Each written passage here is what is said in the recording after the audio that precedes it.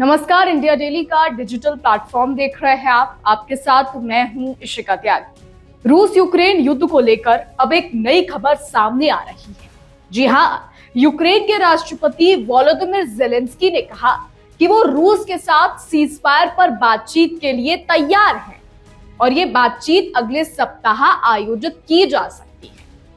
ये बयान उस समय आया है जब रूस यूक्रेन युद्ध तीसरे वर्ष में प्रवेश कर चुका है और दोनों पक्षों को मानवीय, सैन्य और आर्थिक रूप से भारी नुकसान हो चुका है। ज़ेलेंस्की ने कहा कि हम रूस के साथ सीजफायर पर आगे बढ़ने के लिए तैयार हैं। अगर ईमानदारी से बातचीत होगी तो यूक्रेन भी गंभीरता से शामिल होगा। इस बयान के बाद दुनिया भर के कूटनीतिक गलियारों में हलचल तेज हो गई है। अमेरिका, यूरोपीय संघ और नाटो के सदस्य देशों की प्रतिक्रिया पर अब सबकी निगाहें टिकी हैं। आपको बता दें कि राष्ट्रपति ज़ेलेंस्की ने यह भी बताया कि उनकी सरकार अंतर्राष्ट्रीय प्रतिबंधों के समन्वय पर गंभीरता से कार्य कर रही है। विदेश मंत्री ने उन्हें एक रिपोर्ट सौंपी जिसमें प्रतिबंधों को लेकर विस्तृत चर्चा हुई। प्रतिबंध पैकेज पर ज़ेलेंस्की ने कहा कि केवल यूरोपीय संघ ही नहीं बल्कि जो देश अभी ईयू सदस्य नहीं है वो भी इन प्रतिबंधों का समर्थन करें।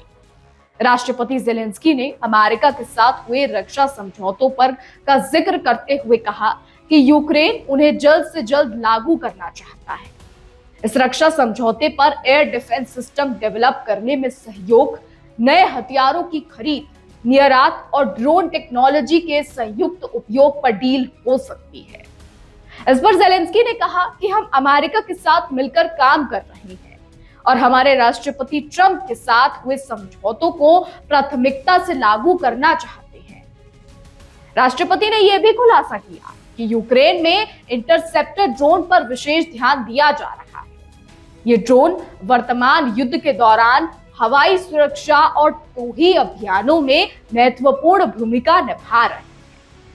ज़ेलेंस्की ने यह भी कहा कि हम इंटरसेप्टर ड्रोन को लेकर कई कंपनियों से बातचीत कर रहे हैं और अगले सप्ताह कुछ डील्स पर हस्ताक्षर की संभावना है।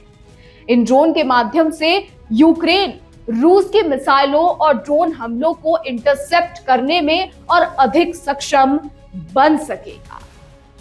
रूस और यूक्रेन युद्ध को लेकर अब कई बड़ी खबरें सामने आ रही हैं। फिलहाल हमारी आज की रिपोर्ट में बस इतना ही।